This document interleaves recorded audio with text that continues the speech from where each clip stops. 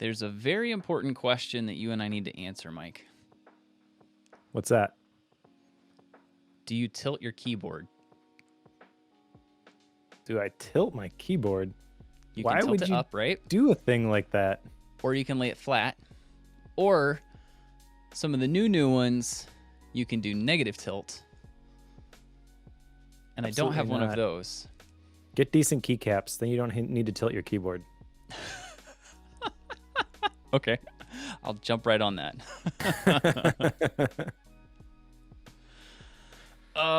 Yes. I don't. What do you do? But the Keycap Profiles, I guess, that I use kind of accomplish the same sort of thing.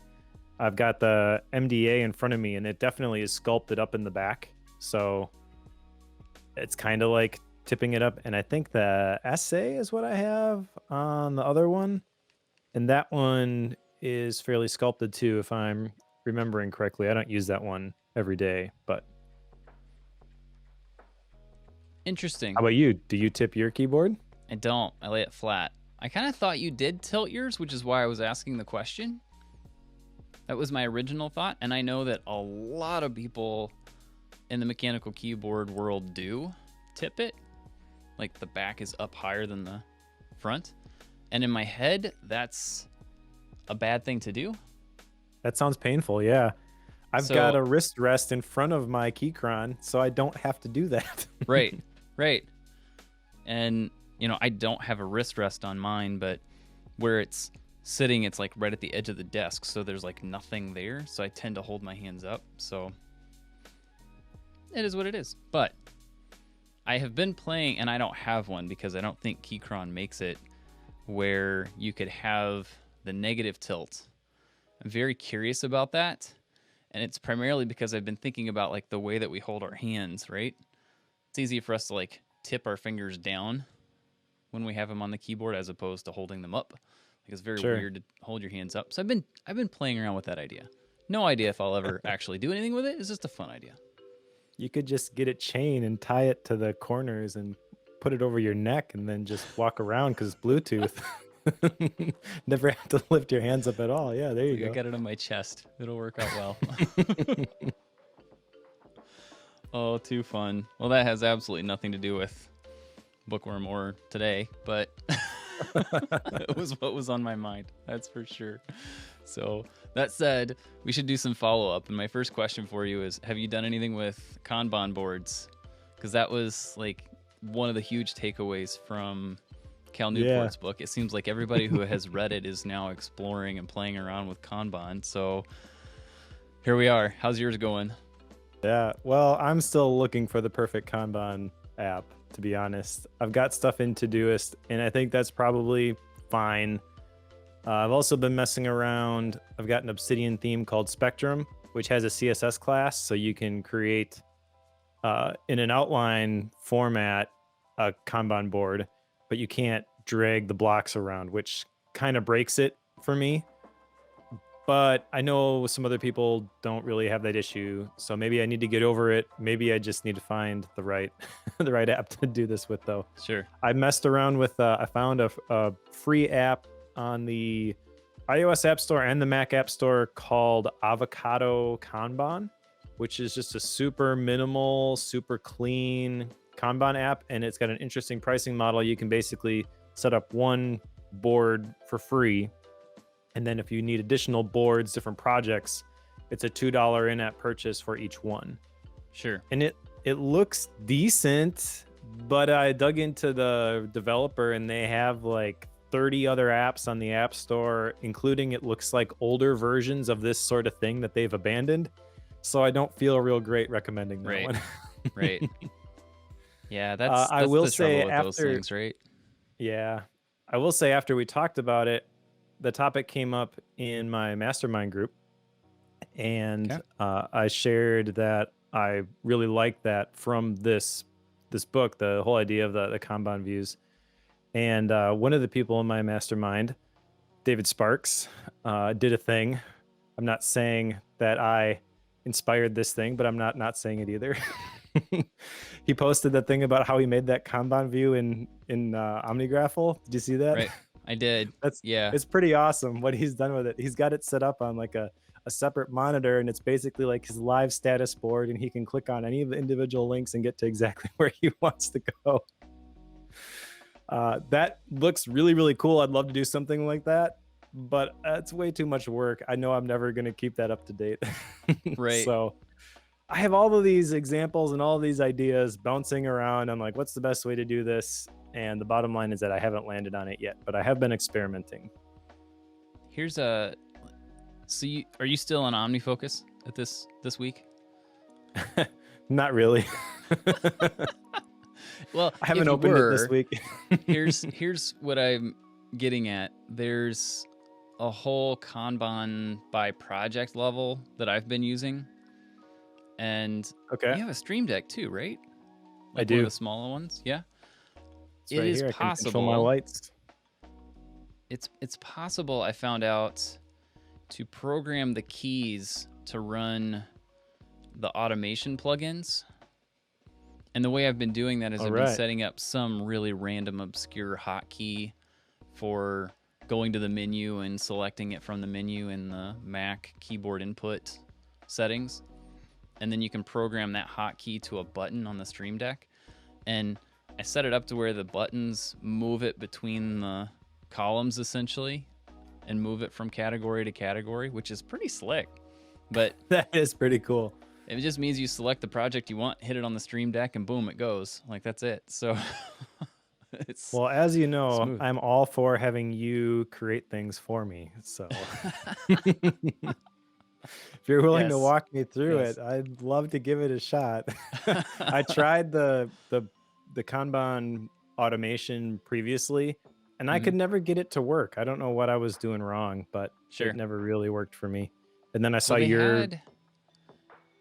let's see, what was it? They had it set up. Like, did you just download the one straight from the Omni automation site? I downloaded that one. I downloaded yours. I tried every version of it that I could find, basically. Sure. And I could get the buttons to show up in the toolbar, but they never did anything. Sure. So I don't know what I'm doing wrong, but it wasn't working. Yeah, I know the one that's on the Omni automation site works on a task level. So then you set up tasks, you select the task you want, and then you run the automation and it moves it by tagging it and such. And that I didn't care for because I was operating with projects of like they're template projects, right? Like there's one for today's episode that just had, I've gone through probably 40 items on it already. Just because it's like, okay, set up this window, set up that window, restart your Mac, turn on the Linux box. Like there's all these things that I have to do before we can ever connect and hit record. So that's all a thing I've done, but that whole project needs to move through the Kanban setup, right? So sure, it does the whole tagging thing for me by running those automations and such, but you just select the project, and for me, it's hit the button, hit the hotkey, hit it from the menu, one of those 2, 3, 4, whatever that is. I really want that board view though. And that's the thing I don't think I can get with OmniFocus. I know I can get separate windows and line them all up. Not what I want. Yeah, that's the one side of it I don't care for. Like with mine, they're not columns, they're like rows, rows that grow. So I'll have like a to-do, in progress, waiting, done. Those will be different subsets, but they're all in a list form. They're not columns. I could get it set up for the different windows and column views, and I suppose if you did that and used the whole Stream Deck thing, it would make it super simple to switch them from column to column without having to do much, but it just seems kind of clunky to set up to me to get the view that you want. Exactly. But I will say right now, I promise, Ken Case, if you are listening, add Kanban boards to OmniFocus, and I'll be back tomorrow. It's such a solid app. I just don't like the visualization of the tasks currently. Sure. And I feel like this is something that's being added to task managers all the time now. So I actually believe it's only a matter of time before it ends up in OmniFocus and it ends up in things Like there's a Kanban view in Todoist. You can switch back and forth between a list and a Kanban style view. And you can also do the same sort of thing in TickTick now. So I think it's just going to become more popular. Makes sense. It does. I think there's a lot of benefits to it, of course. I'm not one that's using it probably in the entire way that people intend it to be, but I'm not a huge like use Kanban for all the things type of person. Sure. I don't know. Hey, if it works for you, go for it. So that was a long piece of follow-up for one of yours. Yes. The other one here is to make my list of things to delegate. And boy, do I have a list of things to delegate. Let me tell you. Am I on the receiving end of this? Do I need to ask this question? No, I don't think so. So I'll just run through some of this stuff. And this is an incomplete list, by the way, in addition to me just thinking about the things that maybe I could delegate. Again, this is not like the how to delegate them, just the things that could be delegated. I've also talked to my wife about this, and we are prioritizing in our budget a line item so we can pay for a virtual assistant that we can both use. Sure. We don't know exactly how much work we would have to delegate yet, which is why like this is part of the project. She's keeping track of a list of things too that like I don't really need to be doing this, and if I didn't have to do it, I would be a lot less stressed, sort of a thing. So I think this is going to happen. I just don't know exactly how or when yet. One of the big things I noticed, because I had to schedule a meeting with some people at church, and I despise planning meetings. I despise specifically the typical way that meetings are planned. What works for you guys? Okay, let me go talk to everybody else and I'll get back to you, and around and around and around we go. So I definitely want to have a different way to manage the next time I get a meeting request, whether that is here's a scheduler link or talk to my assistant. I don't want to have to do that anymore. Another one I jotted down is internet research. And this, I think, could take a lot of different forms. One of the things that I thought of is topic research. Like I get inspired for an idea and I start writing about it, but usually I want to do a bunch of research on the topic first and kind of see like what are other ways that people are solving this problem, and maybe I can learn something from them, or maybe I crystallize in my head like why my alternative version is better for me, that sort of thing.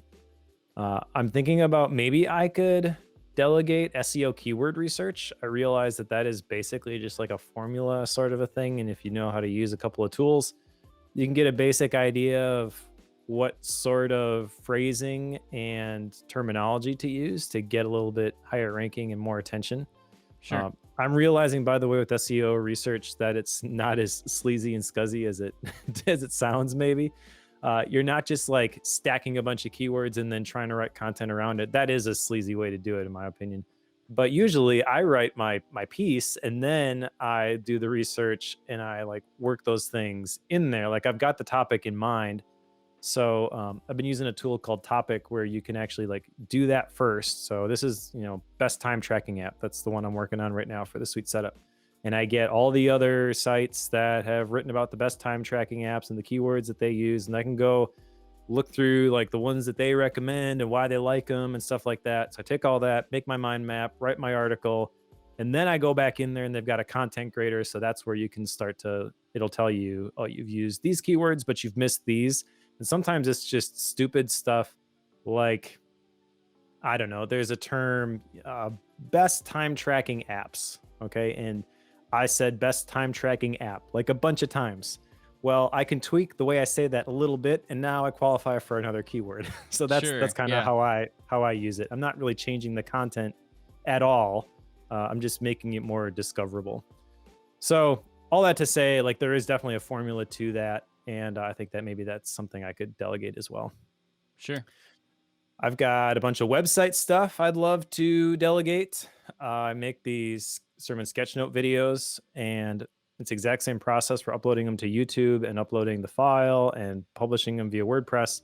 I could totally offload that if I had someone who could do that. I also make these posts, which basically like point to the podcast that I produce off of faithbasedproductivity.com. So like I'll create one when this episode goes live that points to the Bookworm website where people can listen to the episode, and it just grabs like the description, puts the link in.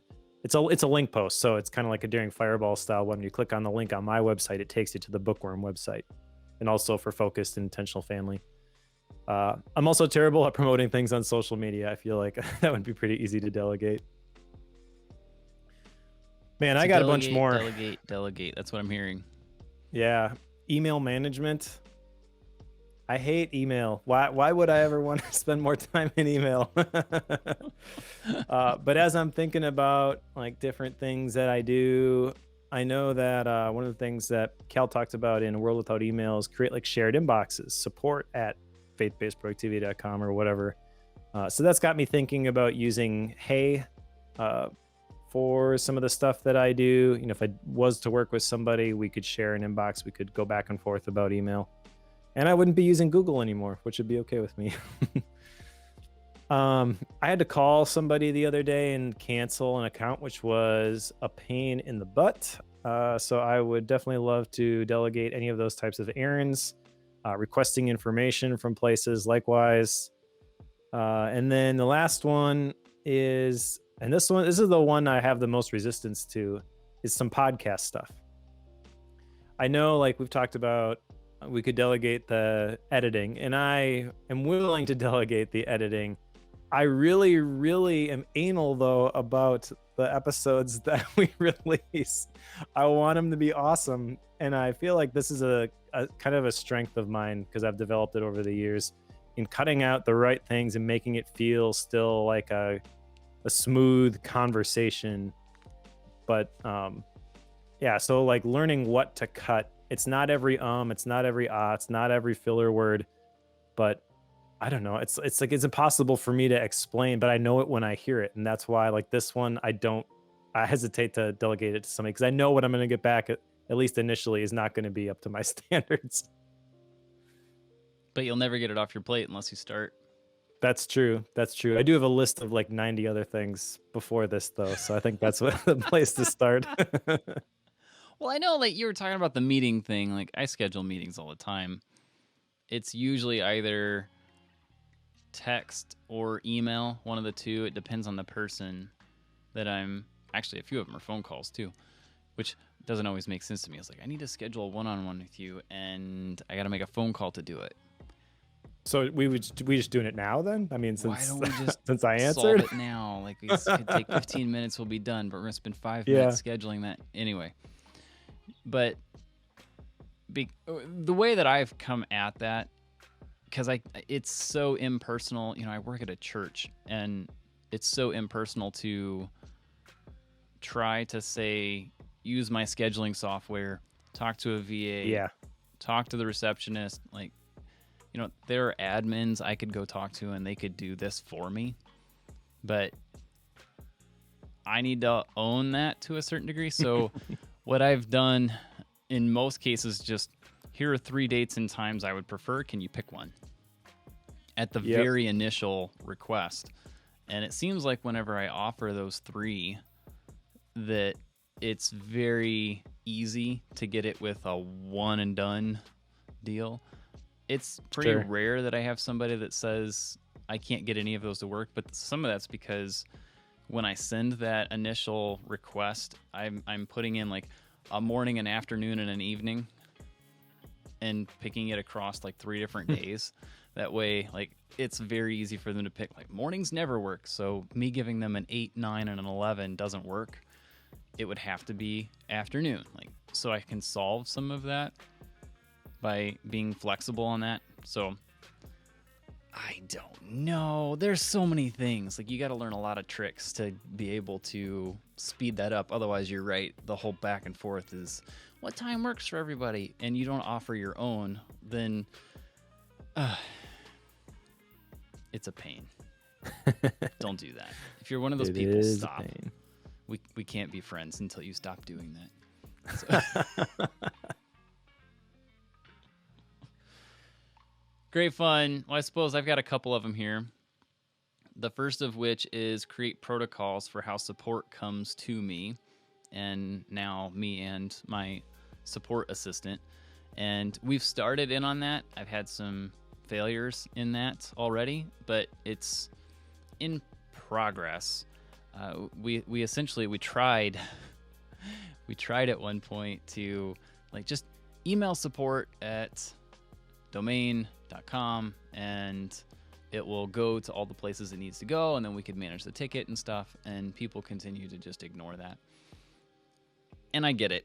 You know, again, it's a church. You have to do things slightly different.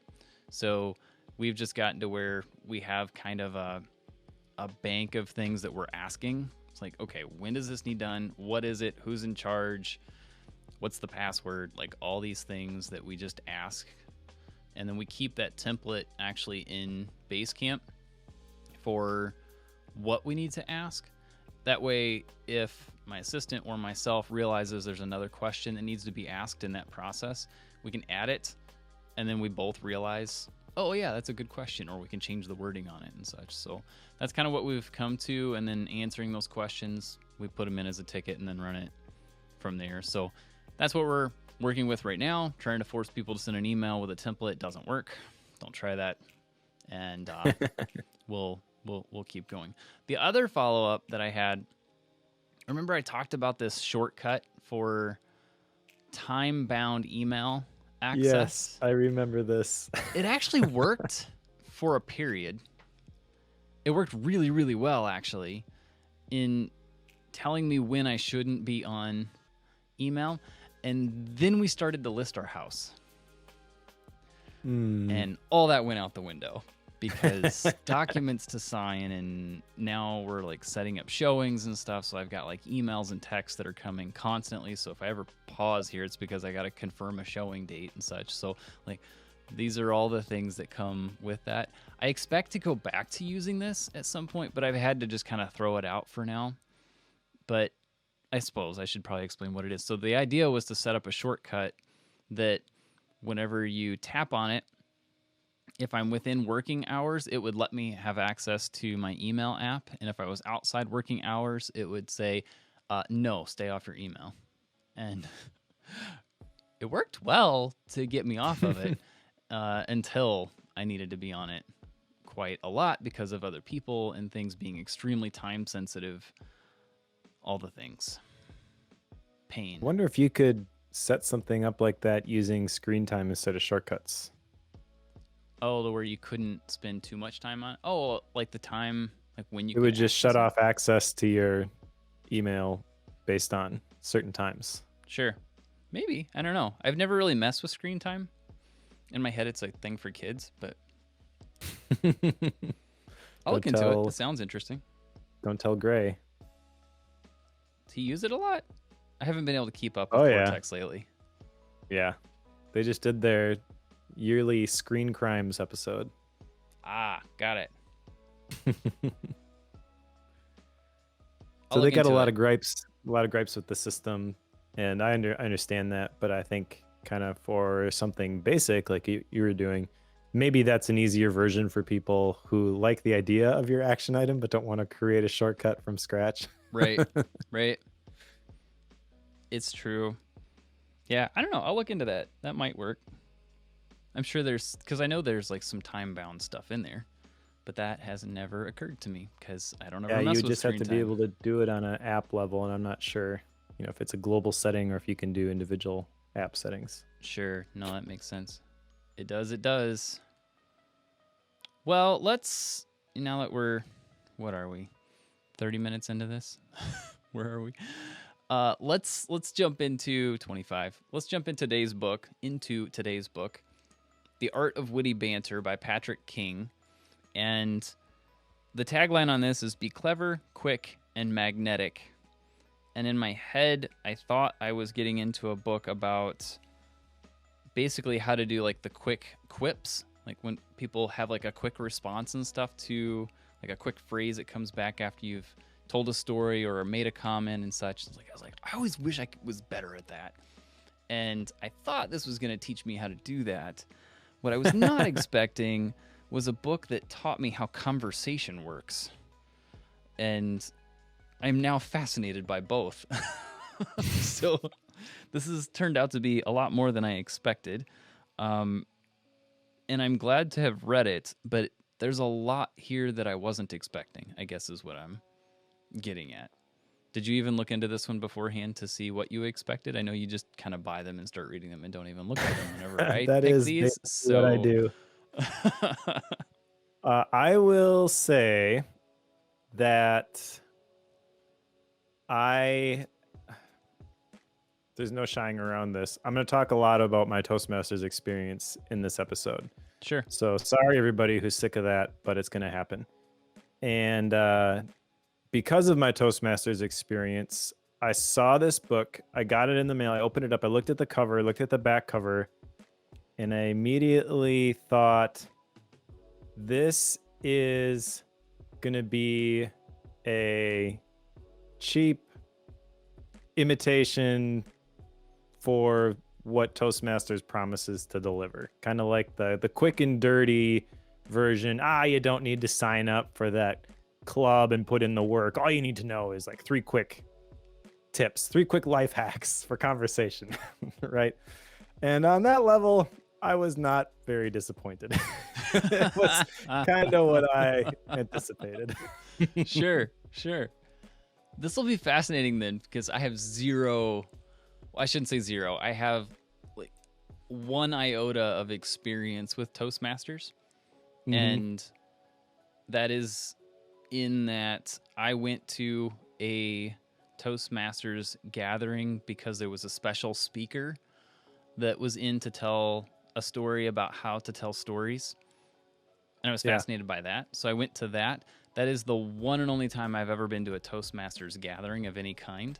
And it was not a normal Toastmasters gathering at all, which means I know like nothing about how these things actually operate. So sure, having zero background on it and having had zero true training in, I guess, conversation and speaking, and you having a lot of this through Toastmasters and such, I think this will be a fascinating conversation. Well, let me just set the stage here real quickly, because Toastmasters is basically you join this group and it's something like $50-$60 for every 6 months.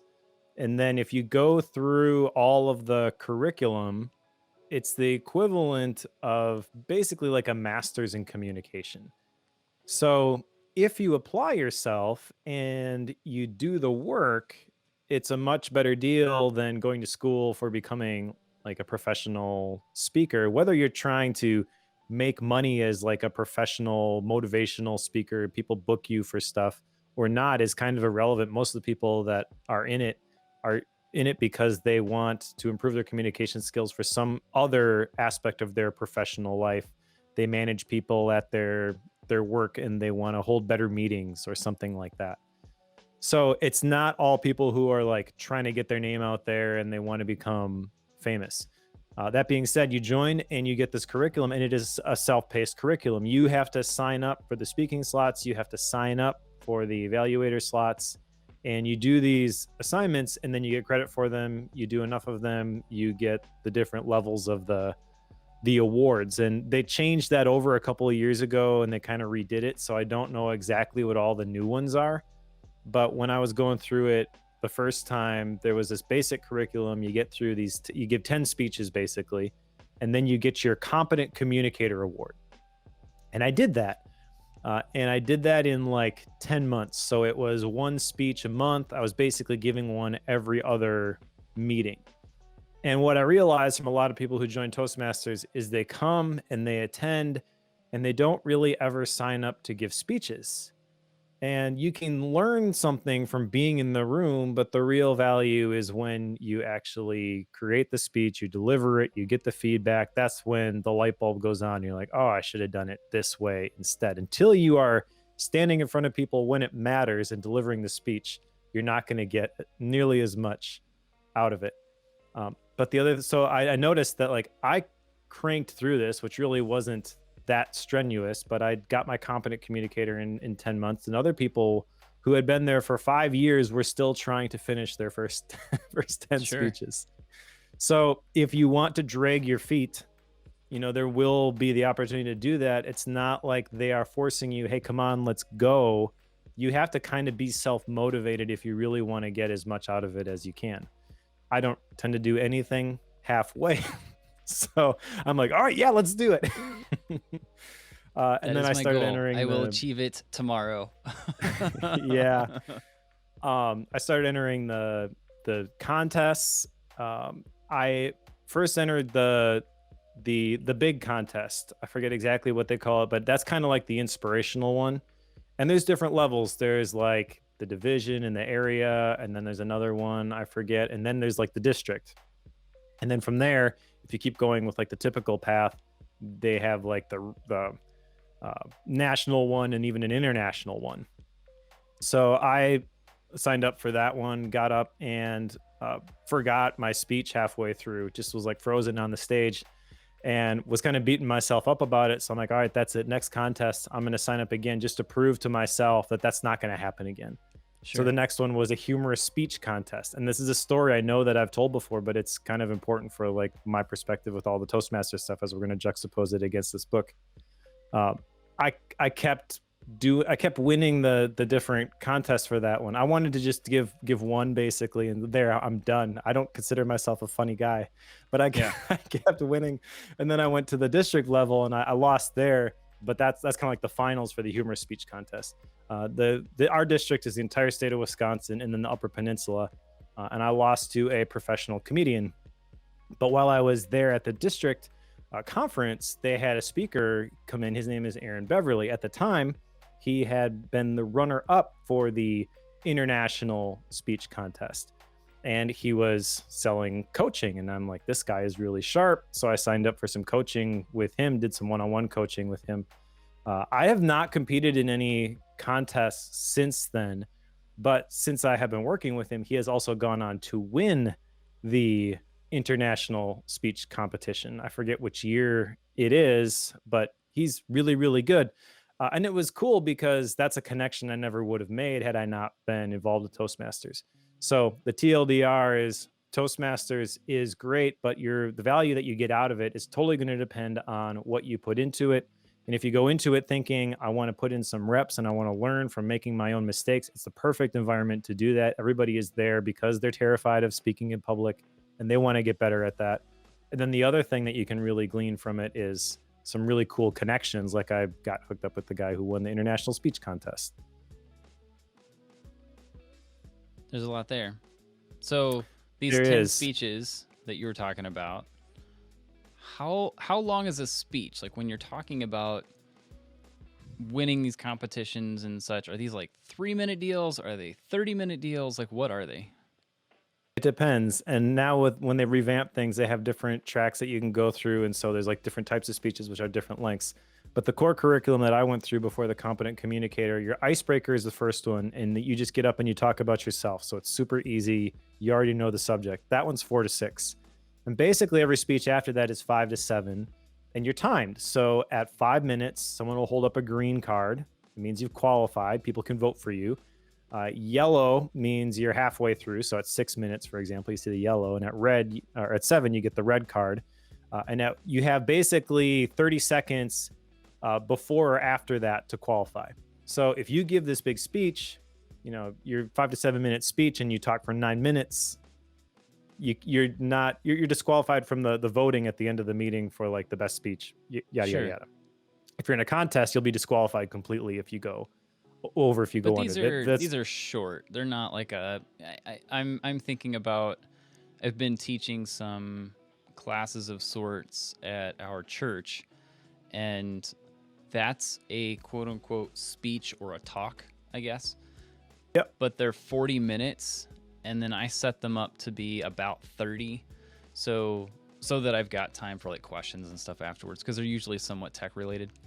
And I get a lot of questions, thus the 10-minute time period there. Sometimes I think I should be giving it like 20, but I'm setting that up as a 30-minute talk, which sounds like it's way different than what you're referring to, because that would be significantly longer than most of those. Not necessarily. I mean, I've not done a whole lot of work in the new curriculum. Most of the speeches that I've given have still been in that 5 to 7 minute window. Sure. But Yeah. I've seen people who have given speeches, and their speech is to deliver like a presentation at a work meeting. And so they've got a PowerPoint that they're sharing, and it is 20 minutes. Yeah. You know, so the meeting agenda is adopted based on who is signing up for the different roles and what project they happen to be working on. Sure, yeah. No, that makes sense. Okay. Toastmasters in the background. Joe with nothing in the background. Let's start talking about this book. Patrick King here. Let me explain now my impression of this book. Is basically for Joe, people like you who have no experience. They look at Toastmasters and like 10 speeches. That's a lot of work. Or $60. I don't want to spend that much. Right. And so, well, is there Mine like is time? a light? Like I am not taking the time for that. It's a lot. Yep. right. So, and on the topic of time, by the way, most clubs can have their own schedules, but ours are every other week. So second and fourth Tuesday night. And the meeting is typically an hour. And because their whole thing is pay attention to the time and finish on time, like you're not there for 2 hours. Right. And that's fine, but still it's an hour. Like that's an hour. I'm not, because by the time I get there and get back, it's at least an hour and a half, maybe 2 hours, depending on where it's at. So like I'm not in a place where I can do that. Like that's a significant commitment for me.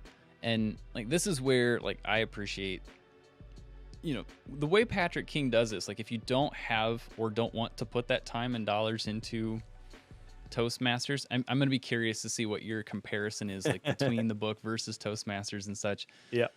I'm looking at it through the lens of somebody who practices this sort of thing public.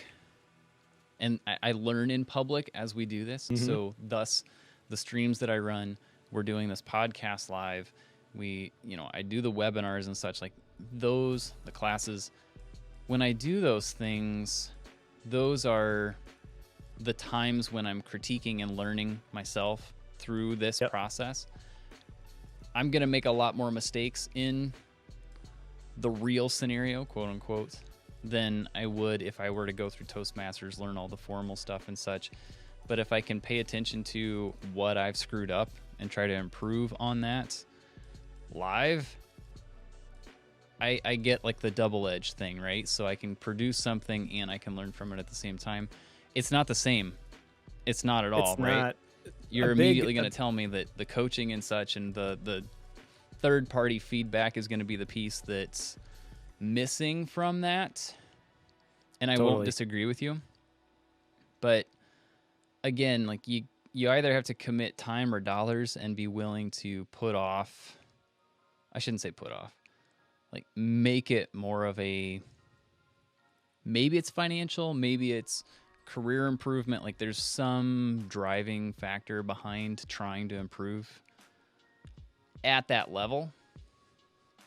But I don't think this book is designed to do that. And I don't think it's designed to replace that. So no, but that's going to be the caution to I'll give you me here. Like it is. It seems to me like it is positioned as the light version or the Blinkist version. You don't have to read the whole thing. You don't have to go to the meetings to really understand. All you really need to know is flow like a river. The conversation is play, and I don't think I don't think you can condense it down like that. So I don't think he's trying to.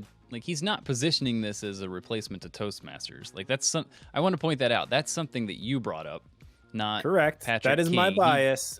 He is not saying that this is a replacement for like a formal humor teaching class consultant. He's not saying this is a replacement for that. This is kind of like setting a foundation to show you how some of the basics work so that you could then go into something beyond that.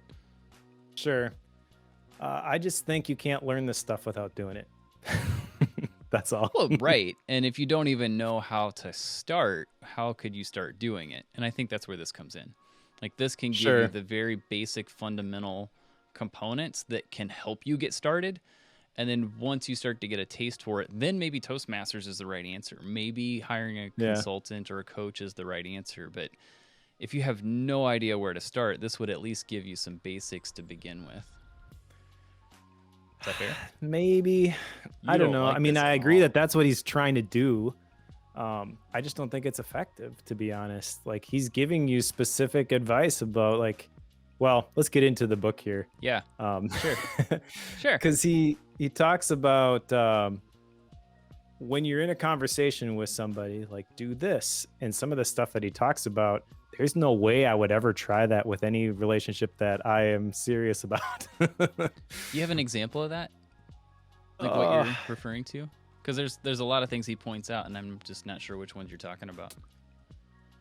Let's see. I guess it would be starting with chapter 3. So maybe let's put a pin in that. But like, you're kind of, some of the stuff he tells you to do is like borderline picking on people. And I just think it's really, really dangerous to some of the advice that he gives, first of all. And then he tries to temper it and say, well, you got to be careful. You know, this can come across as rude. But if there's even the possibility that it's going to come across as rude, unless this is like somebody that I spend an insane amount of time with, I'm not trying any of this stuff. Sure.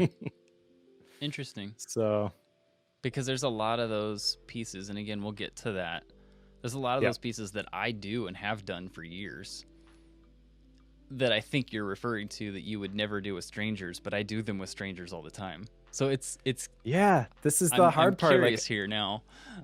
I'm the guy who likes conflict, right? But I'm not gonna do some of the socially. stuff that he's telling us to do in this book. This is interesting. Okay, let's step into chapter 1 here.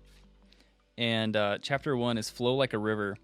I want to read some of the subheadings here in this because I think it'll help. It helps set the stage of what he means by this. Okay, so chapter 1, Flow Like a River.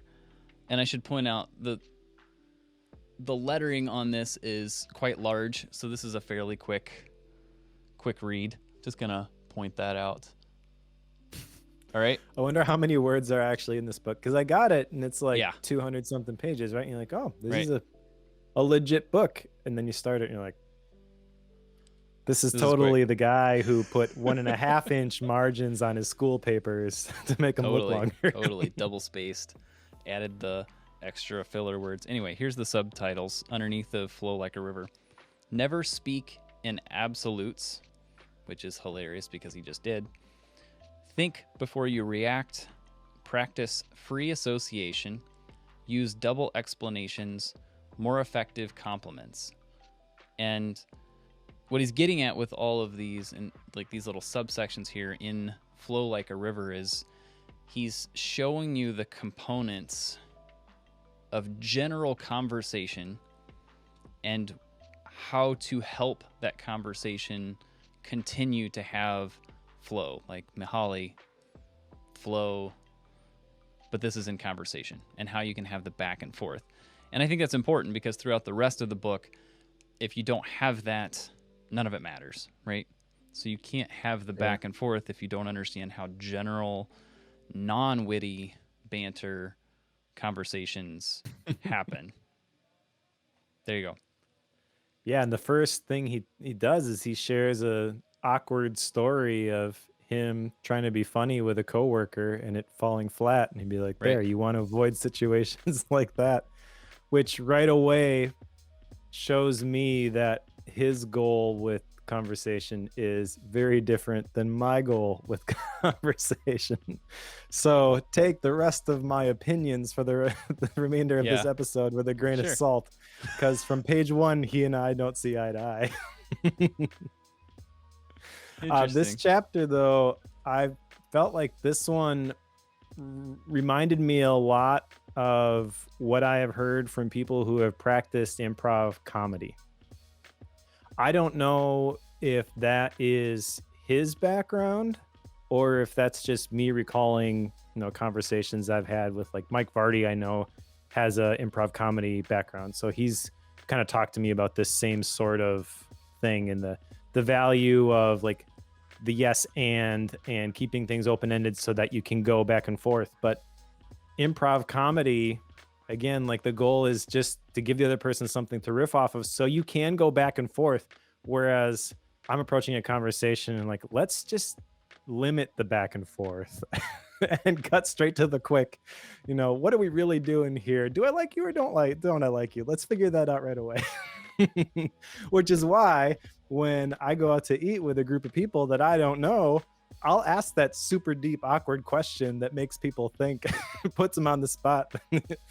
Like I want to know, I am that guy. I am that guy. So I recognize though that like, because I am that guy, there's probably, you probably can't even cut it into like two groups, people like me and then people who aren't like me, and split it down the middle 50-50. I'm probably in the vast minority with this. I get that. For a lot of people, the worst thing that could happen to them is they have a conversation like the one that he outlines at the very beginning. So I understand that, but I also think it's garbage. So not for me. Okay. See, this is where I think we differ, because, and I don't know if this is just my corporate background or what this is, but I feel like I've been in several situations where I need to make a connection with someone else, or I'm going to lose some form of a business deal or a potential to get access to something that I need. So I have to hit it off with someone. And, a good example, we're in the middle of listing our house. It pre-listed this morning as of like 4 hours ago. Whole mess, right? Well, in that process, you of course have to potentially meet a new real estate agent. In our case, I needed to go meet somebody new who owned a storage unit facility so that I could get a storage unit. Yep. And the thing that I have found just over the years that's always helpful is I can hit it off with whoever that person is behind the counter, or I'm trying to, I'm on the receiving end of a service, or I'm requesting something from someone. Everything is better if I can hit it off with them, right? Like, everybody knows this, but doing that is not simple. And I have a tendency to like try to find things that are either in their workspace or something they say, or make a comment, try to inject humor into something somehow very minorly, just to try to get some form of conversation going. Because whenever I can get the conversation going, it seems like sometimes people will knock off discount. Like, they'll put a discount on things. Like, this is purely self-beneficial for me to learn how to do all this. That sort of thing is what a lot of this, I feel like, helps with. Like, I didn't translate this to something like Toastmasters really at all.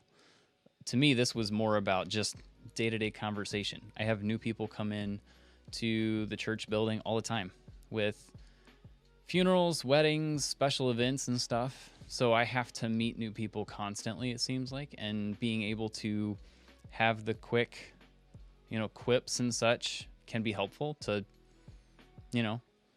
ease the tensions that are there, especially if there's something like a funeral going on. Because as weird as that sounds, injecting humor into things whenever you're dealing with something like a funeral actually helps everything go much smoother. So that's a lot of what I was after. And this particular section, things like never use absolutes because they shut conversation down. It doesn't really offer the other person something to, I guess, respond to. Like, that sort of thing is super helpful to me. And that's the sort of thing that I was trying to get from this. So it's interesting to me, Mike, that in your case, you're trying to, I feel like you're translating it into talks and speeches, but then like there's the social gathering thing where you don't really want to do that. And that's the exact thing I wanted to do. So this is Sure. Like, I feel like we're coming at this from two completely opposite sides. Which is totally fine. You hit on one of my major issues with this first chapter when you first started that explanation. Is I need to use this stuff in order to get something from Yep. someone else. Right. It feels totally manipulative to me. And I get that there are a bunch of people who that's what they want. And I'm not actually projecting that on you specifically. But that's kind of the danger, I think, of something like this is you will totally get the people who are like, how can I extract just a Yes. little bit more from somebody like Mike next time I run into them? And now my shields are up and I'm going into our conversations a little bit more guarded, a little bit more reserved, a little bit more, I'm not sure I trust that guy. Yeah. Yeah. And I don't know. I don't know how to reconcile that. I don't know that I need to reconcile that. But the whole be clever, quick, and magnetic, right? That's the subtitle. Why? What are you trying to get out of being clever, quick, and magnetic? You're trying to get something from someone, whether it is a discount or a better deal, or maybe it's just you want them to like you more. That's fine, but not appealing to me in the least. I don't care if you like me or not. I'm going to go do my thing. In my case, like, to defend that, because I do this, right? And it's not because, like, I mentioned, like, counter workers, service workers, and such. Like, I mentioned that just because it was the first thing that came to mind. But I try to just do that sort of thing all the time. And, like, I was doing it with a coworker this morning. Known her for years. She's in our small group. We've been in a small group for 8 years together, something like. And we had the whole banter thing this morning. I do that sort of thing a lot. You know, it's not only in those situations. I think that's the difference here, is that if people are doing that only when they need something or want something versus they're just like that all the time, I think those are two very different things. Again, I'm probably doing it a bit more in certain scenarios than others, and I think that's fine. But I wouldn't say that I get upset if something doesn't work out the way I want either, right? Sure. Like, this is just I know that this helps both of us feel more comfortable. Sometimes they're willing to offer something in return, but generally speaking, you know, to use your thing, like, be clever, quick, and magnetic. Why? It's like, well, it makes the whole interchange just easier and more comfortable for both of us. That's why. It doesn't have to be, you're going to give me a discount, or I'm fake, or it doesn't have to be that. It just makes both of us more comfortable in the situation. I agree with you completely, but I also think that's not the tone that he projects here. I mean, just look at the section on more effective compliments. I have a couple things jotted down in my MindNode file, and I jot these down in order that they're presented. First thing I wrote down, don't over-compliment, make your compliments mean something. Why do you have to say that at the beginning unless you are automatically thinking, oh, people are going to take what I'm saying and use it for personal gain, and the people that they're talking to are going to feel manipulated? Maybe that's not what he's thinking, okay? But that's how I read that. Interesting, because I took it the opposite, in that don't overdo this, because then it won't have the effect. Like, it does the opposite of what you intend. Well, that was all I was thinking of. He's laying that groundwork first. That way you keep that in your mind, that you can't just compliment until somebody's completely exhausted with you, because then it no longer is a compliment, right? So you've sidestepped your own attempts. Like, that was all I heard out of that. So maybe this is a case of the curse of knowledge, right? Where you've been doing something for a while and you forget what it's like at the beginning. When I got to the section on compliments, I immediately thought of the gratitude practice. My wife and I have this as part of our weekly meeting. Every single date night, we express gratitude to each other when at the end of the actual meeting part, where we're talking about, like, what do we want to change, what do you want to start, stop, and keep doing. We talk over any specific things that we got to make decisions on, you know, before we just chill and enjoy each other's company. And if you have expressed gratitude more than once, you don't need to be told to focus on the things that will have the greatest impact, the things that people have control over, the things that people have made specific choices about. It's like, have you never complimented your wife before? Well, here are some things you should know before you start. But there are people like that. I understand that. So that's why I say, like, painful. But for me, it's like I read this and I'm like, what? Really? Right. So I hear you. But I think this is, again, this is kind of what I expected when you started talking about Toastmasters, because like I didn't connect that world to this at all. I connected like the small talk world to it. Sure. Not like the for example, like dinner date. You do a double date with another couple, right? If the world ever decides to open up again. You double date with another couple, and this happens, right? The wives know each other, so they set up the double date, but the husbands don't know each other at all. Or vice versa, right? That stuff happens, and I've been in those scenarios, and it can be kind of difficult sometimes. Sure. I feel like this sort of thing can help with that. Like, how do you kick conversations off? Like the compliments, like, again, you're not trying to get something from the other person other than just learn more about them, build a relationship. You know, maybe you can hit it off and go golfing together afterwards. Like, I don't know what that is. Sure. But having some of this base, and this is where this first chapter comes in, I think, setting up the flow, like how does the back and forth work? And some of that, like what he's talking about in here, is just showing the emotion that the other person expects was in here. And I thought that was interesting too, because a lot of times people will make a comment or they'll say something, and sometimes they're looking for you to feel sorry for them, to be upset with them and such. Yeah. And if you want to continue down that path, like if it's a path you want to go down, you can emit that same emotion.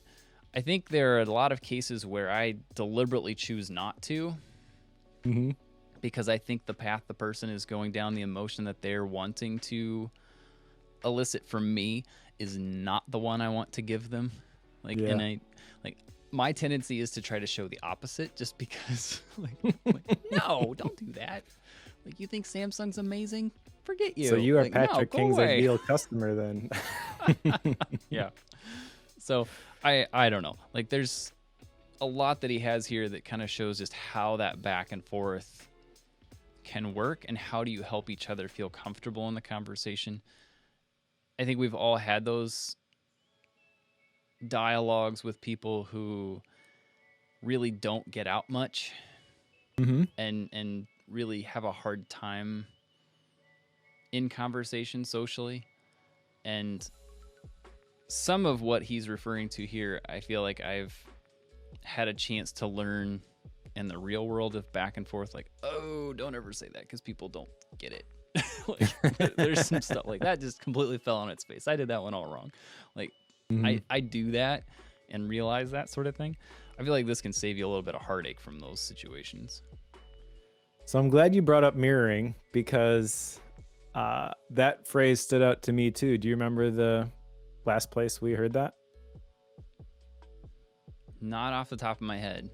If you gave me like Never 5 minutes, I could probably Difference find it. By Chris Voss, a book on negotiating with terrorists.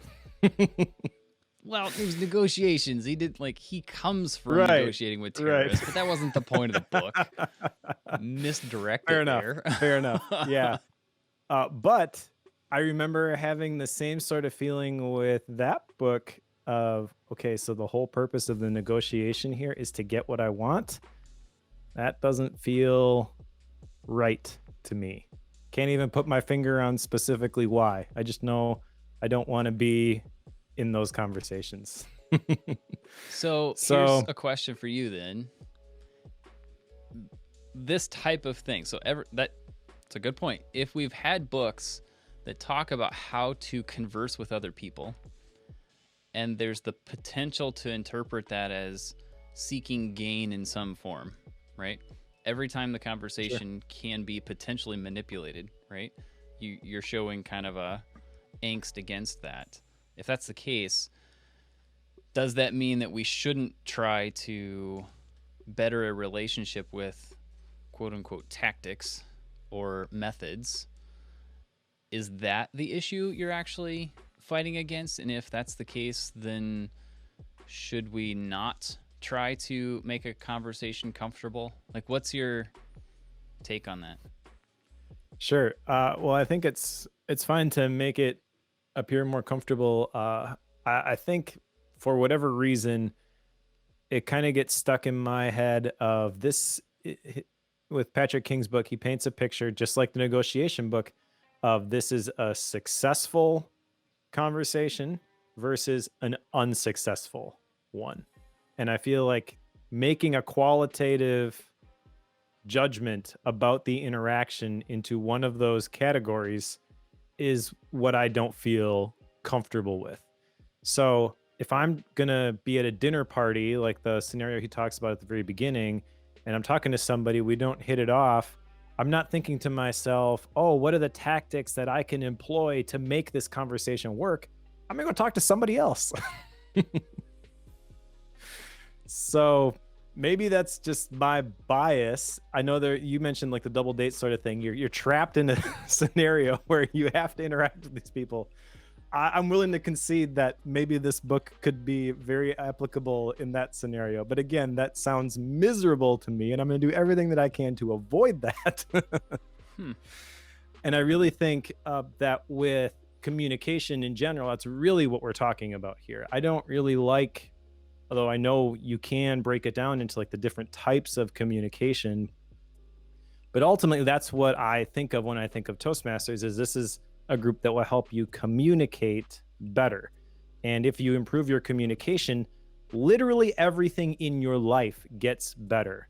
That is not an statement, by the way. I know that is very general. I 100% believe that, though. If you can communicate better, not negotiate better, not have the right story or evoke the right emotion or mirror what your partner is saying, but if you can communicate better, then every relationship where you have to communicate is going to be better. But sometimes it doesn't fit into a formula. You're talking about like the people who come in and you're organizing a funeral, and at certain points humor can be helpful in those scenarios, but I imagine it totally depends on the individual. You're not going to try a joke and have it fall flat with somebody who is coming in because they lost someone close to them and they're grieving at the moment. Like, you're going to be really, really careful with that relationship. And I feel like with this book, it's only focusing on the one side. That's fine. You can focus on just one side, but it's presented very generally. And I feel like I'm not going to use this 95% of the time. So if somebody's difficult to talk to, you just rule them out of your life? Good question. I don't think Because so. here's what I'm getting at. There's sometimes people that we have in our lives that maybe they're family, maybe they're friends of friends. You see them fairly regularly, but maybe they don't have the social skills to have a conversation like what you and I do here, right? Sure. And you have to kind of handhold them through a conversation, right? To help them in that situation. This will sound bad when I start, but it'll get better, I promise. We had a funeral, and I'm bringing up funerals because it's a period of time when people are in a really bad emotional state, typically, right? I had a situation where it was a mom and dad. The deceased was a 7-year-old girl, which was difficult for me because at the time I had a 7-year-old girl. So that was difficult. They come in before the funeral, and you know how like most funerals, they do like that pre-service, they'll have the looping slideshow of memories of the deceased and such. Like, that's a pretty common thing, and I'm always the one who sets that stuff up. And that's a big part of what I always do last minute, because it takes a lot of work for the family to put it together. Mom and Dad came in, I think it was the day before the funeral. And obviously, and this was an unexpected death. I'm not going to go into that, but unexpected. Mom and Dad are in really bad shape, right? And when they first walked in, I made some comment about, let's make sure I get the flash drive in right side up the first time, right? Very innocent, very non-assuming, like it's more of a joke on me than it is anything. Yep. And it's super, super minor, right? That one comment, Dad spoke up. Apparently he's a techie. I didn't know this. He's a techie, and that started the conversation off, and then we were able to have a tech conversation in the next probably 20 minutes. And I had to kind of work with him quite a bit to get that conversation going. And when we were done and we got all the stuff working, I was, of course, doing things while we were having this conversation. He told me afterwards that that was the first conversation he had had that didn't involve his daughter since the day she died. And he thanked me for being willing to take him out of that for just a few moments, because it was able to get him started in the process of healing and starting the process of moving on past that. But I'd had to use, and at the time I hadn't read this, right? But I used a lot of the things that are in this book unknowingly to help handhold him through that conversation. I was just trying to have a conversation while I'm working on things. Like, it's awkward for him to just sit there and watch me while I'm doing things on a computer and he can't do anything. So I always try to have that conversation, something during that time. But if I were to just say the stuff in this book is unnecessary and these tactics and these methods are purely manipulative, I probably would have just let it be silent and he wouldn't have had that moment. Do you get where I'm going with this? I do, but I also think that that exact scenario doesn't fit with this content that's in this book at all. Why doesn't it? To me, it feels like it fits perfectly. You made a joke, but the joke, you had no idea that he was techie. So that really wasn't, in my opinion, giving him an invitation to engage in the back and forth witty banter. If that had been your goal, you probably wouldn't have said it at all, because you don't know whether he's going to engage, and you're thinking, just lost a 7-year-old daughter, I don't want to force him to do something uncomfortable, right? So you're making fun of yourself. And then that opened up a side door, which had nothing to do with the joke itself. You weren't cracking jokes now about, oh, well, my flash drive is bigger than your flash drive. Like, that's kind of where Patrick King would take that conversation. At the very end of this, yes. But in this particular piece with, like, the flow like a river, the tactics piece around keeping a conversation going, absolutely 100%. Yes, this is exactly the stuff I was using. Okay, gotcha. Yeah, so yes, your in-game, like, when we get to chapters 3 and 4, that was completely inappropriate in that particular situation. But what I'm getting at is, like, with his conversation methods that he's referring to, like, don't use absolutes, invite someone into like the mirroring pieces, like, those are all super important in that type of situation. But those are the same things that we were just talking about with the negotiation book that you told me you didn't want to do. Yeah. Okay. So I can get on board with you in chapter 1 is okay. All right. Okay. But starting with chapter 2, it immediately starts to go off the rails. Okay. Because the first thing he's talking about is break the fourth wall. And let's just use your example here. Okay. Where you're talking to this guy who just lost his 7-year-old daughter. The fourth wall, this is when a character steps out of their role and addresses the audience directly. Okay. And so a version of this would be you now switching to the third person and be like, man, I sure hope Joe puts the flash drive in the right side up. That's not gonna work. Actually, that one would have. I just did this a minute ago with you. Whenever we were talking about the books, we kind of stepped back, right, and said, when we're talking about the negotiation book and this book, like, we stepped back and I said, okay, you've now referenced these two books that are about, like, that sort of thing is what he's referring to, breaking the fourth wall, right? So, like, in those cases, like in that scenario, and we don't need to keep talking about the same one, but in that particular scenario, it would have been, I think, depending on how you deliver that, I probably could have said, now that I'm behind the computer, like, Joe, you darn well better get this right. Like, I probably could have made that comment, but I probably won't do that if he has already engaged in the conversation. Like, that's kind of a continuation of the first joke, right? Hoping that, let's continue the funny here for another second. Mostly I'm just trying to fill air so it's not awkward. So that's... Even that like doesn't I'm trying to shut you down on everything today. I don't know why. Even that doesn't fit real well with how he describes breaking the fourth wall, though, because he says there's two places to use it when you point out what both people are thinking but not saying. And at that point, he's not thinking, oh, this guy seems like a real tool. I hope he puts the thumb drive in the right side up.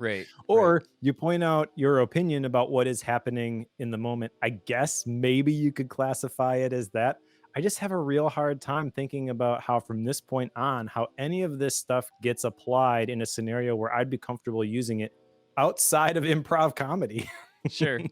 And maybe that's the whole goal from the very beginning, is improv comedy or situations like that where the whole goal is to have this hilarious back and forth with somebody. That's fine. If that's the goal of the book, then this book just isn't for me. But I feel like it's a communications book. I feel like Witty Banter, that's very broad in general, and you could apply that a lot of different ways. But he seems to get stuck in using it this way. Now, it's not all bad stuff, though, either, which is kind of why I say the thing at the beginning about how, to me, this is like a watered down cheater's version, quick sheet of what Toastmasters would give you.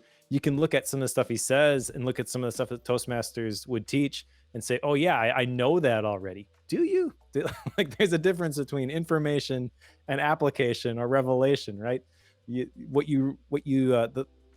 things that you really know are the things that you actually do, in my opinion. So he mentions in chapter 2, for example, of the fallback stories.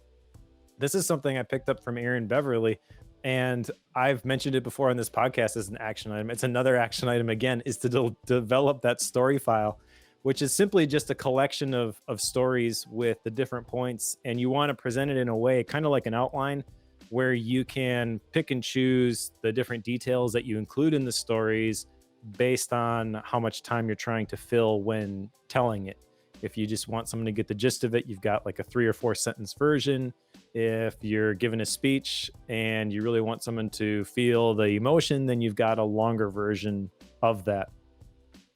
And so some of this stuff is actually good advice, but it feels like the perspective that he has when he explains how to do this sort of thing, he presents it in a way from a frame of reference that makes me just not want to receive it.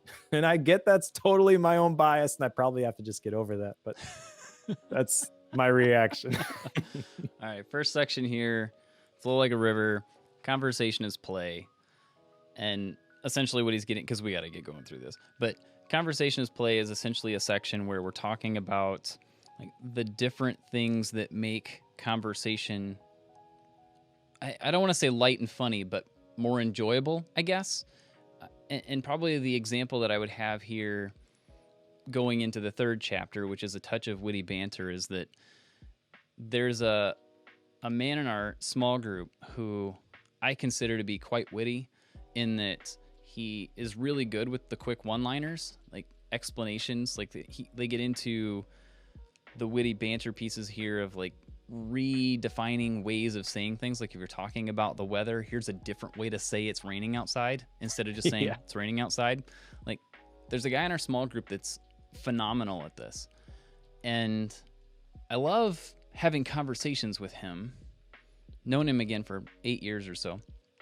And I love having conversations with him because he'll interject these one-liners, not often, but the way that he'll describe things just keeps it more, I guess, an enjoyable back and forth.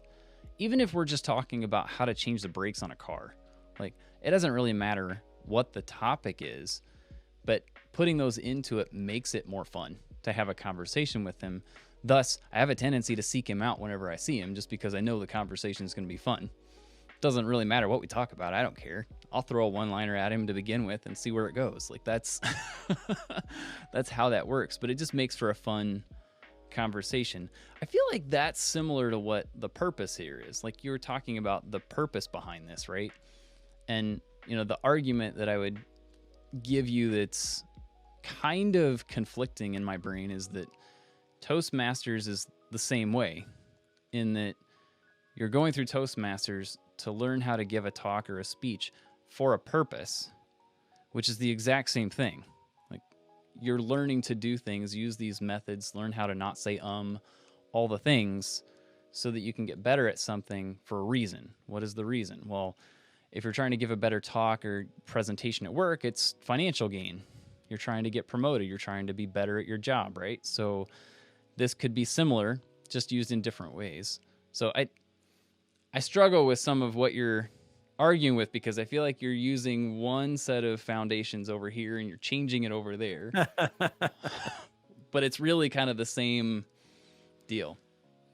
Sure. Well, I feel like Toastmasters is very general, and you define your own objective when you join, and it even changes depending on the project. But overall, it is very holistic. Like, one of the things that you're talking about, witty banter, the one-liners, the way Toastmasters helps you with that is they have what are called table topics. And it's, you speak extemporaneously for 2 to 3 minutes on a topic, but you don't know what the topic is until right before you start. They Right. give you the topic, okay, go. Now talk about that thing for 2 to 3 minutes, which is the most terrifying part of Toastmasters for me, but Sure. has also been one of the things that has helped me the most. I can say when I joined Toastmasters, it was because I think we had just started Bookworm, and I wanted to get better at podcasting, and I was starting to do more webinars, so I wanted to be a better presenter. And after a couple of sessions, a couple of talks that I had given, I immediately saw that I was not only getting better in communicating in those mediums, but this was affecting every area of my life. I don't think that is fair to say. I don't think it's fair to compare this book to Toastmasters in that regard and be like, well, this isn't changing how I communicate in every scenario. I'm fine with that. But I also think that the scenario that it's describing here is just not a sandbox I want to play in. Like, the last thing in chapter 2, he talks about instant role play, where you make a judgment statement about someone, you give them a label based on the statement that you made, and you start playing the roles. I'm never, ever, ever, ever, ever, ever going to do that.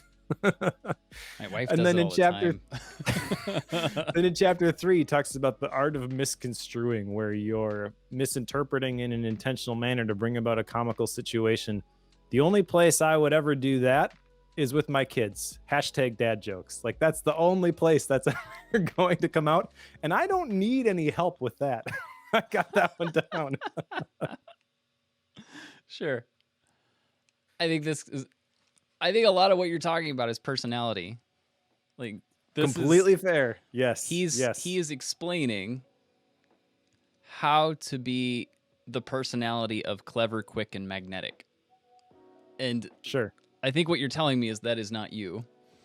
And It's not me. And then even if it was me, the reading it in a book is not an effective way to learn those skills. And I the part get of like this. Go ahead. and I get, like, you mentioned, well, I don't really have any experience. This is helpful to me because now I at least have somewhat of a picture of what this looks like.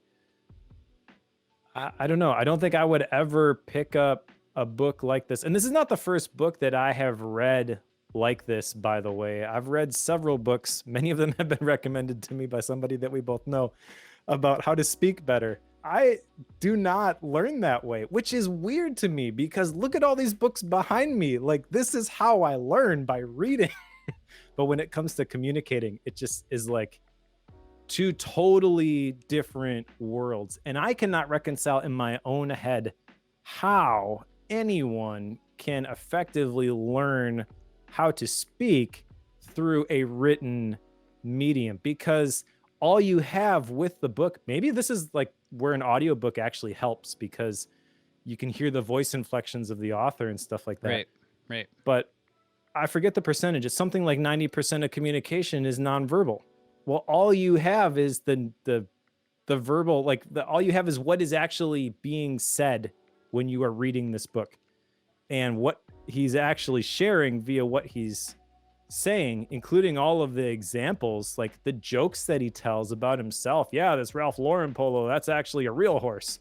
You know, again, self-deprecating, but I'm just like, I don't think I like you. That's not funny. Yeah, I mean, these are all like some of the things you're talking about is from the section on a touch of witty banter, which is like the comebacks and stuff we've been referring to. The next chapter there is funny on command, where they get into like the vivid imagery that I was talking about with this guy with the small group. Like he does that sort of thing quite a bit. And then he talks about like the comic triple, like the listing of 3 things, like 2 positives and a negative that can then make it super funny. Like those are all, again, like tactics, and then sarcasm right? and irony, but be really careful. Yeah, but I think what you're getting at is that, and it's one of the big complaints I have with this particular book. I've been poking fun at you this whole time, right? But this, It's okay. this I is like the conflict. difficulty with it, right? in that, take, a number of the examples we've shared here is like the way you deliver these words and your body language when you deliver these words says so much in this process. The one example that comes to mind out of the book is there was a question posed to Jennifer Lawrence on the Ellen DeGeneres show of, are you tired of all the fame and celebrity? This was right after her role in the first Hunger Games. And she says yes, but she says it in a way and with a smirk that would tell you it was sarcastic, right? And it took him the better part of 2 paragraphs to explain that in a way that you could realize that, oh, she actually means no. But if you had seen the video of that or been there, it would have taken you exactly 1 second to know all of the things that it took us 30 seconds to read, or whatever it was. So like that's the difficulty here, right? Because the way you deliver the words in this book can drastically change the result from those, which is why I think what you're saying in some cases are like, I would never say that. Well, there are cases when I would say that, but the way I say that would be like what I just did. I would throw my voice. I would, throw my mouth in a weird way so that it looks weird, like cross my eyes. Like those are things that I would do. If you hang out in my house for very long, give yourself 30 minutes. You will probably hear my wife use 4 or 5 different voices because she does this constantly. This is a thing that just happens in our house. Or she will burst out into song. Like it just happens frequently. You don't even like, I live with her, so I see it constantly and it just seems like it's normal. But I realize that's not normal. But my point is that it's really, really difficult to get that sort of thing across in a book. So like these 4 chapters here: flow like a river, conversation is play, a touch of witty banter, funny on command. Like the funny on command thing is difficult, I think, if you're trying to be funny, but I think it's one of those things you can practice, right? If you want to do that. But again, it depends on what you're trying to do. Are you trying to be the personality? Are you just trying to lighten up one conversation? What are you trying to do? And I think that's maybe where you're getting hung up. Is that true? Maybe. This funny on command one specifically, this is the chapter I had the biggest issue with, because a big part of this is misdirection, and he talks about sarcasm and irony. And if you're doing improv comedy, great. Everybody knows exactly which rules you're playing by and no one's taking it personally. Any other scenario that I can imagine where I would find myself, I'm not going there. Yeah, sure. And I don't know. I'm trying to understand where this is good advice. I just think like if I were writing this, I would maybe misdirection. That's fine. Where you break a sentence into two parts. The second part of it is what people react to. The first part is the setup, and sarcasm is the most common way we use misdirection. Yada yada yada. I don't think I'm getting any more specific than that because I don't want to tell you how to use this, and then you think that you are just developing your communication skills and you totally offend somebody. Uh, I think that if you don't have the predefined rules agreed upon, then this is where you can very easily burn bridges. And maybe some people aren't really worried about that. I kind of am. This is not the same thing in my head as wanting people to like me. This is more so me valuing the other person and not wanting to cause them harm or make them stumble. I think the biggest place this plays out for me is in the church context. I don't want to cause anybody in our church to be offended at me and therefore leadership because I am an elder. Likewise, if we're doing an outreach or something, I don't want to offend one of the people that we are trying to outreach to and have them think negatively of our church. But even outside of the church context, like I don't want people to think negatively of the businesses I represent. I don't want people to think negatively of my family. I mean, I just don't want to create opportunities for there to be offense and division. There's enough of that in the world already. And this is, you're coming from this misdirection piece. Is that what you're talking about? Yeah, because underneath the misdirection, he doesn't clearly define this, but kind of how I grouped them is misdirection, and then he talks about sarcasm and irony for a good portion of this chapter. But I believe those are kind of like sub bullets underneath the misdirection aplenty, he calls it. Yep. I think I took this completely different than you did. And like, here's an example. When I was going to set up the storage unit, the guy who owns the place and was showing me all the things around it was saying, you know, if you come in with a trailer, you're going to want to do this and that. That way you don't hit the posts.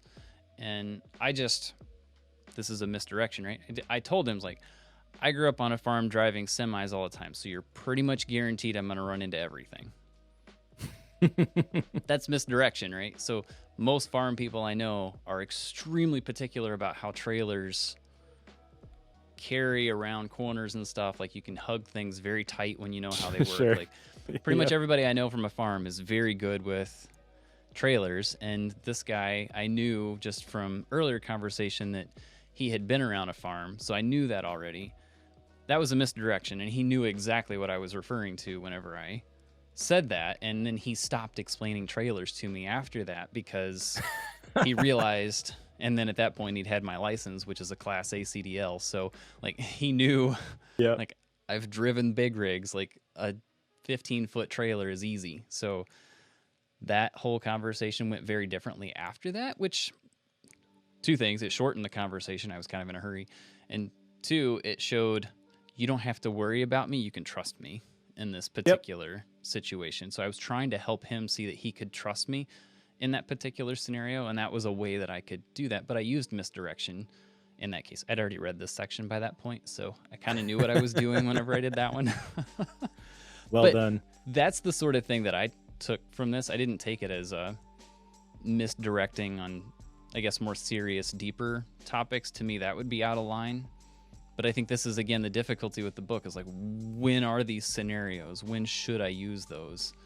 Because that's going to be the piece that's going to rely on, I don't want to say like social experience, but it's just being aware of what the other person is expecting at the time.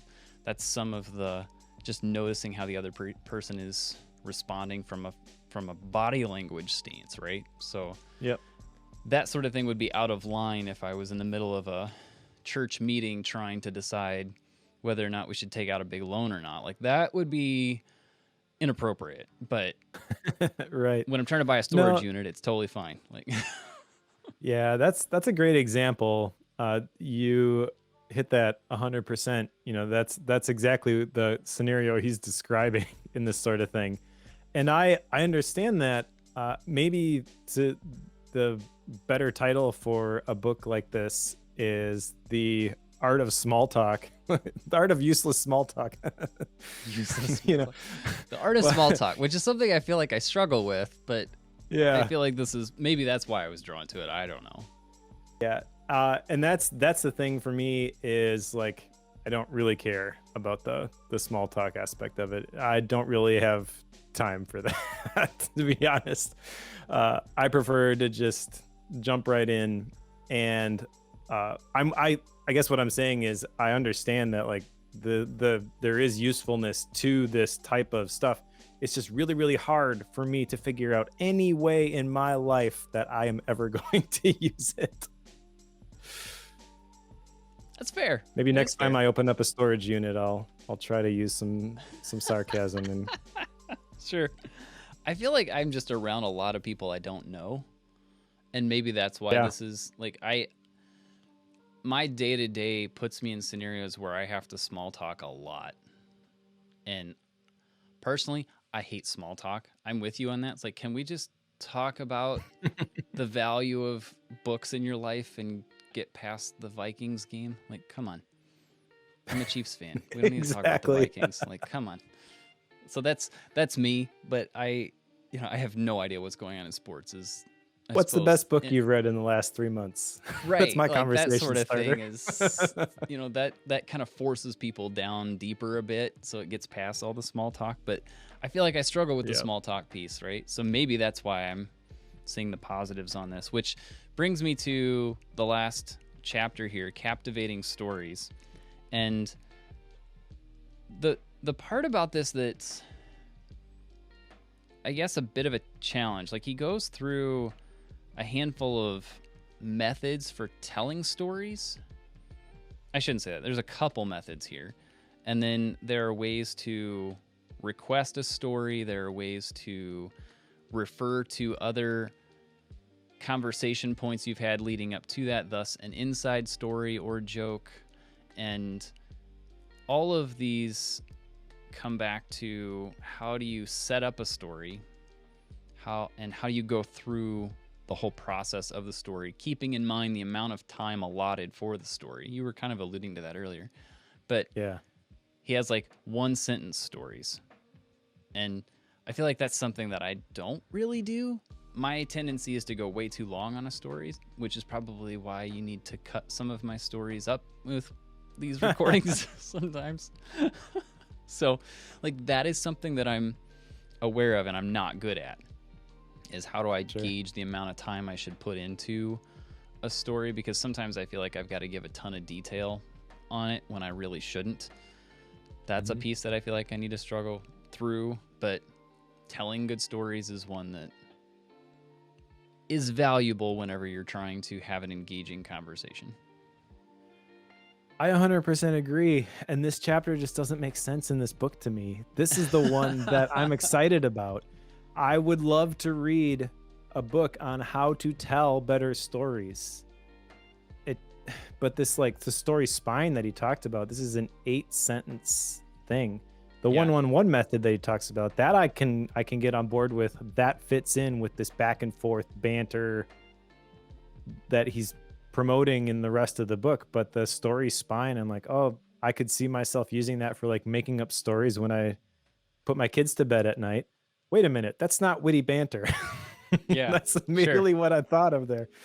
So again, like some of the stuff that's in here is really good. And he talks on the back cover about how he works with people. He's basically like a speaking coach. And I'm sure he is very, very good at that when you sit down with him and you talk to him. But reading the book, I kind of feel like this is sort of all over the place. It's not real clear on like, here's specifically when to use this. There's a lot of general principles and, oh, be careful using this one, because if you use it in the wrong place, people are really going to hate you. Like, you really got to be careful with this. You're playing with relational dynamite. Yes. If delivered incorrectly and at the wrong time. Yes. That Yep. Again, that's the piece that's impossible here is like timing. I don't even think, the whole concept of comedic timing, right? Like that's a known thing. I don't remember that coming up at all in this. Because how would you teach that with a book? Yeah. Like, do you wait 500 milliseconds or 200? Like, what is that? Everybody's reading at their own speed, so it loses all effectiveness. So yeah, I mean, there's a whole aspect to this, right? I don't know what the percentages are, but it's something like 1% of communication is the words you're using, 5% is the way that they're shared, and what is it, 90%, whatever it is everything else, which is why like texting conversations are so bad because you're only using like 1% of the communication process. And he's teaching you, like text messaging and email, you can't use sarcasm, right? It's going to be misconstrued. He's teaching you how to use sarcasm with written text. This is the aspect of this whole thing I will certainly give you. Like, it is most certainly a problem with this book. But if you find a book on how to tell a good story, I'll read it with you. Like, because that's one I would definitely jump on board with. So there you are. All right. Put it out to the club. We need some recommendations. There you Find go. us one on, there you go. on oh telling wait, I good have to stories. pick a book for today. That just occurred to me. I haven't done that. All right. That all said, what else you want to say about this one, Mike, before we do the whole action item style and rating stuff? I think that's all I got. I think that the MindNote file that I ended up with for this is kind of a cool like Cliff Notes version. I want to go back and review some basic concepts on things, but I feel like the book itself, unfortunately, didn't get into the stuff that I wanted to learn about very deeply, and the other stuff I either had no interest in or thought was dangerous. Very valid, I suppose. I don't have any action items either, but that's partially because this is not a book that lends itself to that, I don't think. I do have 2 action items. Oh, you do? Really? What are they? Yes.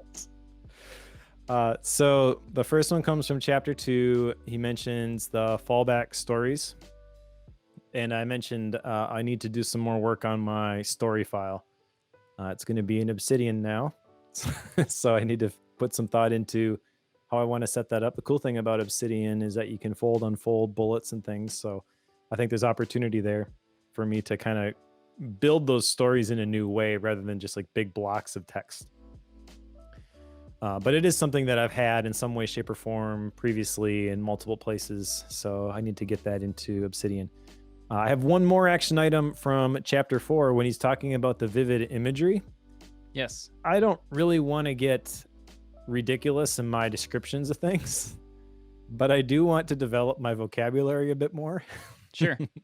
Which is another thing Toastmasters helps with, by the way. The more you understand about communication, the more genius those meeting formats actually are. One of the things, one of the roles is a grammarian, and they typically, the clubs I've been involved with, that is doubled with the ah counter.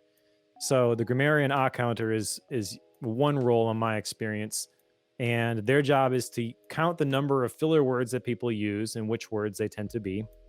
So just knowing that stuff is helpful, and recognizing that, actually, like, this is kind of getting back to at the beginning we were talking about, like, how can you learn this stuff? It's not enough just to know about this stuff. You actually have to do it.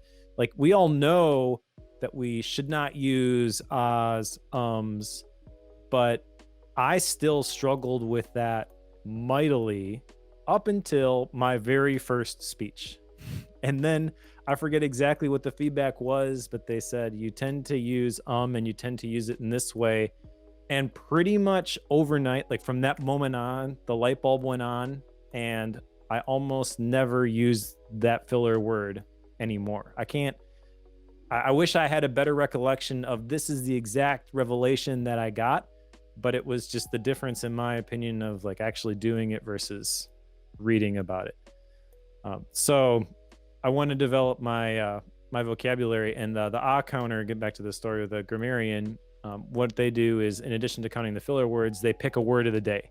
And then if someone uses the word of the day, because it's the first time you're hearing it at the beginning of the meeting, everybody like raps on the table, as a indication that, aha, we see that you used it, well done, sort of a thing, even if it's in the middle of their prepared speech. So I want to do that more on my own, develop my vocabulary and not necessarily use bigger words. I feel like I use big words already and I need to actually simplify some things, but have some different ways to describe things. Makes sense. I feel like I've been trying to do something along those lines for a while, just by like paying attention to the words that certain authors use. And if there's one that is in a book that I don't know or understand, I generally check the dictionary on it, just to like, I could probably discern what it means, but looking it up makes me get a better sense of it. So I've been doing that for years, so I think that's where some of it comes from, but you could always be better at that. I think I've always appreciated people that use clever wording in situations, and usually that requires a pretty large vocabulary to do that. Sure. Yeah. Well, unlike you, I don't have any action items. I feel like I should. You're already implementing it. I suppose. I've just been doing stuff, like trying, playing around, experimenting, doing all the things Mike won't do. Like that's what I'm doing. So sorry, I'll be a guinea pig. Yes. So I don't have any action items, which I suppose brings us to style and rating. One thing I will note is that the style on this is not real conducive, I feel like, to just sit and run through it.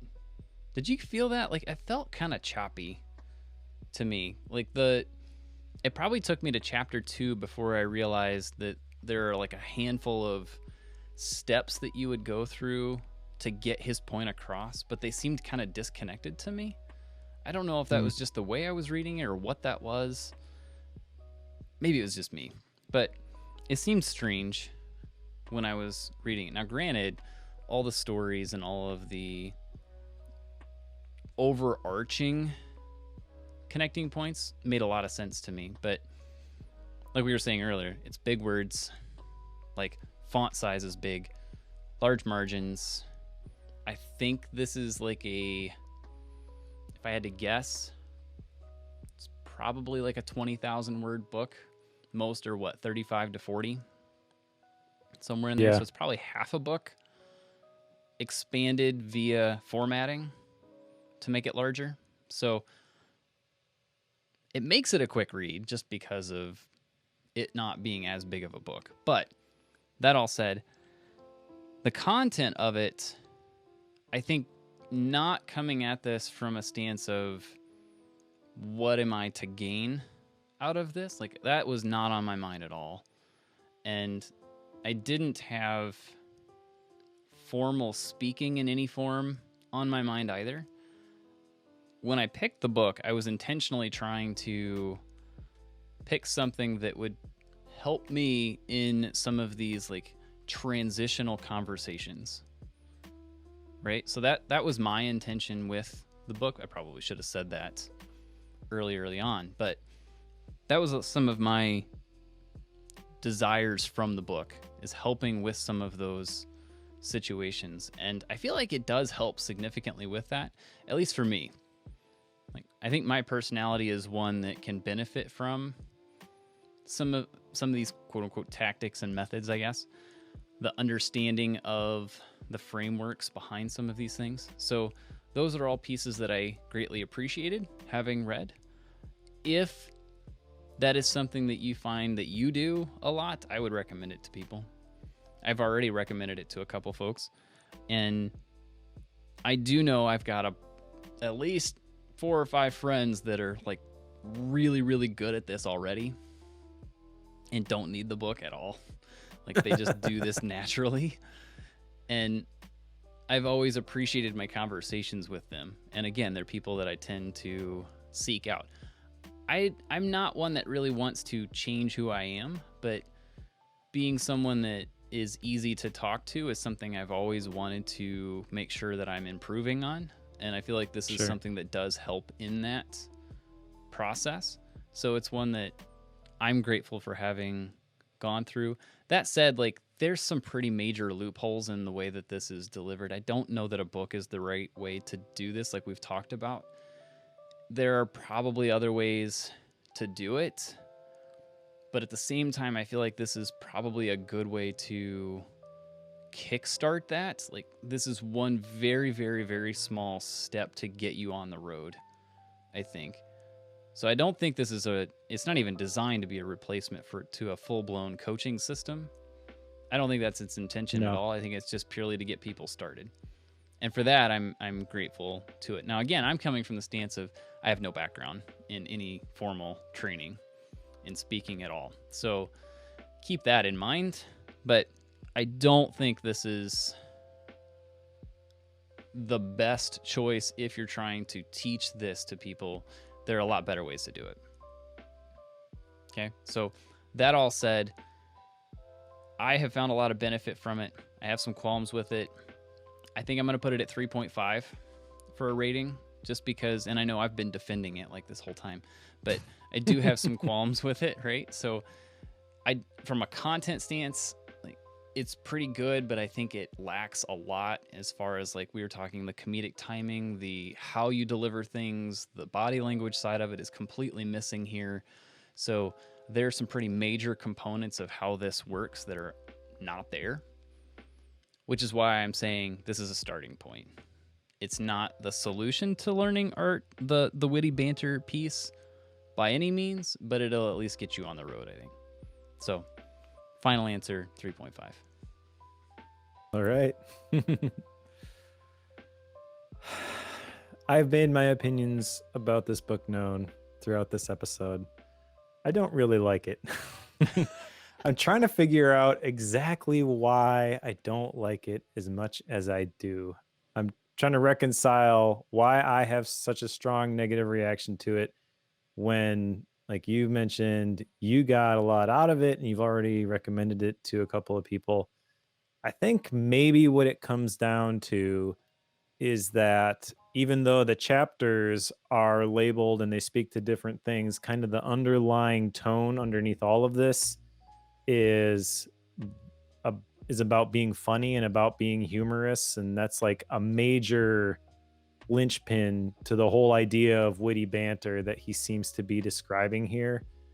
It comes up in every single chapter, and that's the part that for me, I guess I just am not that excited about. Now, I also shared this story about how I participated in the humorous speech contest. So maybe part of this is like I learned this by doing, and that's tainting my perspective of no one can learn this through a book sort of a thing too. I don't know. I really can't decide. I will say that I do think Patrick King is probably a very learned individual and probably knows what they are talking about when it comes to this sort of thing. Were you to sit down with them and have them actually coach you through how to use this stuff effectively, I'm sure they would do a phenomenal job. I don't think I would recommend anybody who is looking to improve communication in any way, shape, or form, though, pick up a book like this. I would say, come join me at my next Toastmasters meeting. Guests are welcome. You don't even have to join. You can literally just club hop and go to different meetings and see different people. I know people who do that because I've been involved in several clubs around here locally, and I've seen people go from this one to that one to that one. They just make the circuit, so I feel like that's kind of the ideal medium for learning this sort of stuff. I 100% agree that there is value in learning how to communicate better. And I am willing to admit that the situations where this stuff that he talks about being helpful is just not something that I really deal with on a day-to-day basis. That all being said, like, this is my rating, right? So I don't know how to disassociate completely my opinion of the book from just like the facts that he teaches. It's not very long. It's not very detailed, in my opinion. I do wish that he would have gotten into a lot more detail with the story stuff. I feel like there's a lot of gold to be mined there. I think, I've talked about the sarcasm and the irony and how that's really dangerous if you're just going to read about it in a book and then try to start applying it. I don't know. I think I'm going to put it at 2.5. Trying to decide 2.5 or 3. I think I'm going to go 2.5 just because I think there's way better ways to improve this. Ultimately, why are we reading these books? It's because we want to get better. We want to collect new ideas. We want that to change our day-to-day life. It's not so we can say, there, I have read 100 books this year. I don't know. Maybe you do want to read 100 books this year just so you can, check it off on your list. That's fine. No judgment if you do. But whenever I get done, I'm like, well, what was the point of me going through that? This book just kind of feels like, well, I went through it because Joe picked it. Yeah. Which is fine. You don't owe me, and vice versa. Like we pick books that we know sometimes the other person's just not going to be, this isn't in their wheelhouse, and we just bring them along for the ride. So I think maybe that is my approach to this, and maybe that's unfair to the book, but it's hard for me to disassociate that from this. So take that for what you will. I'm going to rate it at 2.5. All right. I think it's. I will say it was a fun read, though, and I will say it was a fun conversation. Makes for a good podcast, I guess. So there you go. Yeah. Feels like a lot of fluff to me, though. Oh, that's fair, but it's all about being funny, right? Which, depending on who you are, is all fluff anyway. So very true. Yep. It fits the form. There you go. All right, let's shelf it. What's next, Mike? Next is a recommendation, I think initially from Awful Otter in the chat, which is Think Again by Adam Grant. This is going to be a fun one. I don't think we've covered an Adam Grant book yet, have we? We haven't. Nope, this is our first. Yeah, so we need to fix that, and we're gonna do it next time with Think Again. Sounds fun. And then, while you were bemoaning the Art of Witty Banter, I was running through recommendations and such on the Bookworm Club and ran across one that I feel like I have seen come up quite a bit, but we've never covered, and I have never read. And it came out in 2011, so it's 10 years old at this point. So it might, given some of the books that we've read over the last probably year, I feel like we might be informed to argue with it a little bit. So we'll see. But this is Work the System by Sam Carpenter. The simple mechanics of making more and working less. So we'll see. We'll see. I'm curious to see, because you've read this before, right? I've read it multiple times. Okay. And I remember absolutely loving this book, but I also recently have had that same thought, like, because it's on my bookshelf. I wonder if I would react the same way now. Right. So I'm curious. We have a pretty large bank of systems-based books in our background, so I'm curious to see how this plays out. So, Work the System, Sam Carpenter. 2 episodes from now. There you go. Awesome. Got any Gap books? With house stuff, there's not a chance. I barely got this one done, and I'm gonna barely get the next one done. Well, I am ashamed to admit I still have not finished The Road Less Stupid, so I'm going to continue to crack on that one. Sure. Although I think I'm going to pick up Think Again first, because that looks like a pretty big one, and I want to give it the space that I think it probably needs. Yeah. That's fair. Probably a good idea. Well, big kudos to those of you who are Bookworm members. If you would be interested in joining our membership system, go to bookworm.fm/membership, and that will take you through the process once you get there.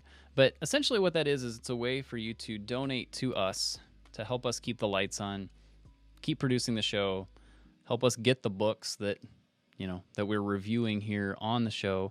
But you also get some perks. Like I've got some old Gap book episodes back when I had time, I would do those. And then there's also a fancy wallpaper that Mike put together for your computer. Mike's MindNode files are there. We've talked about a couple other things, at least one other thing that we haven't said yes to yet, but we'll get there. And keep your eyes open for that. But yes, if you're interested in that, bookworm.fm/membership, we'd love to have you on board. Awesome. And if you are reading along with us, pick up Think Again by Adam Grant, and we will talk to you all in a couple of weeks.